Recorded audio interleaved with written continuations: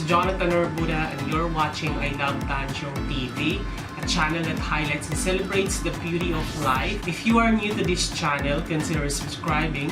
Click the subscribe button at yung bell notification na katabi naman ito para ma-notify kayo moving forward sa mga upcoming uploads ko. And kung if you're using your social media like Twitter, Facebook, and Instagram, please follow me. It's at I Love Tanchong, and visit my blog www.ilovetanchong.com.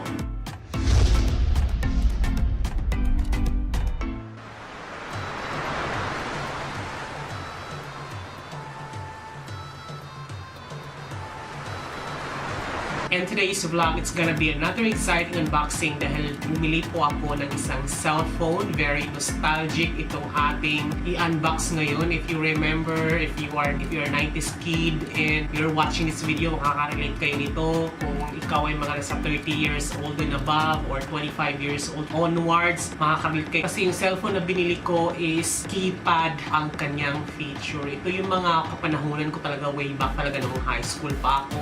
Actually, high school ako, tapos nung nag-college kasi keypad pa rin, pero ito na yung kapanahunan ng mga Nokia N95, and then ito naman yung before pa talaga, ito yung mga 3210, 3310, yung mga Nokia. So ito din yung mga kapanahunan na lumabas din yung Samsung. In this video is gonna be a throwback kasi talagang itong nabili ko sa Lazada na worth 350 pesos plus 86 pesos na delivery fee.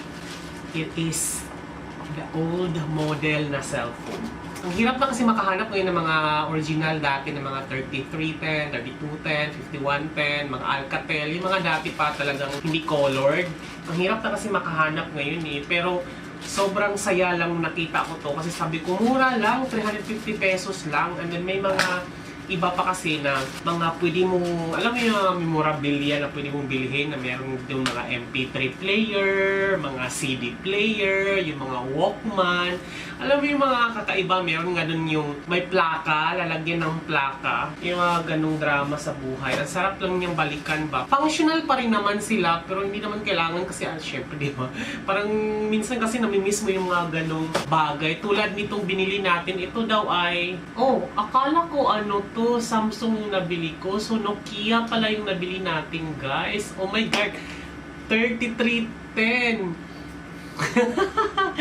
Ayan siya, 3310. Technically, hindi ito original, syempre, di ba? Kasi wala nang mga Nokia na face out na eh. Pero yung mga ganitong, at kinukuha pa rin nila yung mga feature, kung mga ano siya, dual SIM standby, may camera na, may MP3, MP4 player, and of course, P-flash or SD card memory. Pwede na siya. 3310, alam mo yun, 3310. So, unbox natin. Ano mo yung nakaka-excite? Picturean natin kasi syempre. Sobrang fun ng box niya kasi makulay. Itong loob niya, wala masyadong laman. Meron lang ang gaan!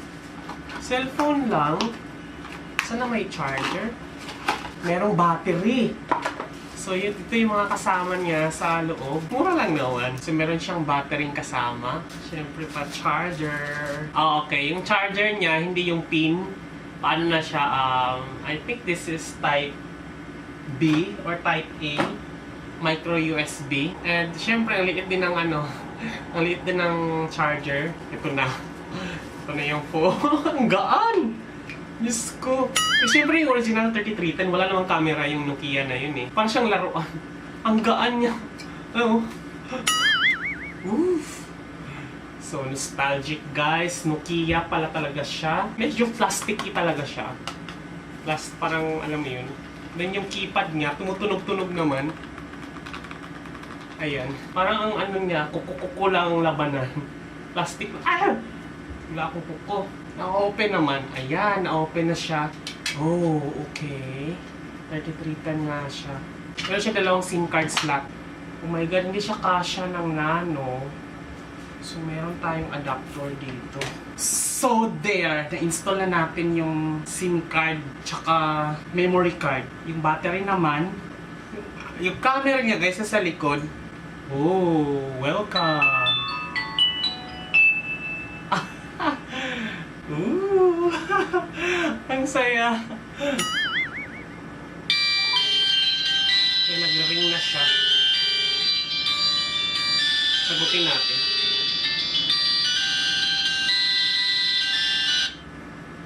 Hello? Hello? Sound check? Okay siya. Pwede natin i-loudspeaker siguro. Perfect, meron na tayong extra phone guys, and then nakaka-receive na rin siya ng text. So, ang kasya yung SIM card guys ay yung malakihan talaga. Yung dati talaga yung sobrang laki talaga, yung ganito kalaki oh. Di ba may nano, may micro, tapos yung malaking SIM card. So, yun yung pinaka-original niya talaga. Ayan siya guys. So far, sa functionality guys, okay siya dahil gumagana siya. Kung titingnan mo, meron din camera dito sa likod. And may flash din. And may loudspeaker din siya. And Nokia yung branding. And then 3310 daw to. Pero colored siya kasi yung original 3310 hindi naman colored eh. So yan siya. May unlock. And may mga feature. May message, files, contacts, call logs, tools, profiles, messages. And then merong multimedia. Yung multimedia may audio siya. So pwedeng mga MP3, ganyan. Tapos may FM radio na din. Yan, maganda to kasi may FM radio na siya. So, searching siya ng channel, oh. Yan, so, may FM siya, may radio.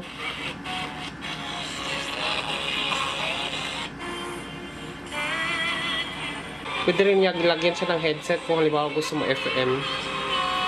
So, may radio station, and then may image, kung gusto picture-picture. Sulit na rin siya, guys. Kung gusto nyo maranasan ulit yung dating mga feeling ng, magaan lang talaga siya. Pwede na sa 350. Meron ka ng cellphone, halimbawa pag mga, pang matanda lang. So, there you go, guys. Thank you so much for watching this video. At kung nagustuhan nyo to, click nyo lang yung like, and share nyo na rin to sa mga gusto manood ng mga ganitong unboxing. Sobrang sulit siya sa price sa 350 kasi gumagana, may mga functionality FM, MP4, MP3, and then call and messages. Pwede na talaga siya sa 350. Diba? Kung gusto mo malakas ang signal, full bar din, magagamit ko to for extra phone. Again, this has been Jonathan Arbudas. Thank you for smiling because life is worth celebrating for. Bye! Mic.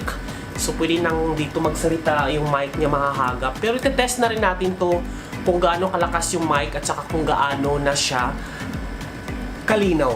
So, i-install na natin. And meron na rin siyang screw dito kung ganyan yung itsura niya. Pwede nating ilagay sa likod. Ayan, igagano natin sa PC. Or pwede natin gamitin tong kanyang screw kung meron kayong mga stand. And this is perfect para dito sa mga binigay nilang stand.